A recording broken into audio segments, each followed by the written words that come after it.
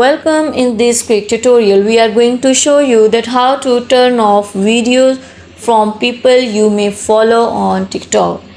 It's super easy and we will make sure you get it right. Just make sure you are logged in and using the latest version.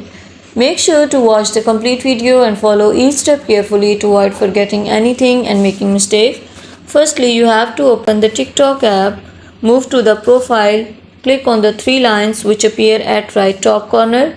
Click on settings and privacy here. Now move to the notifications here. You can see here videos from people you may know. By turning it off, this type of color will appear here. It means that you will not get videos from the people that you may follow now. Thank you so much. That was all. Please consider showing your support by commenting, liking, sharing and subscribing to our channel for more valuable content in the future. Your engagement is highly appreciated. I wish you very good luck. Thanks.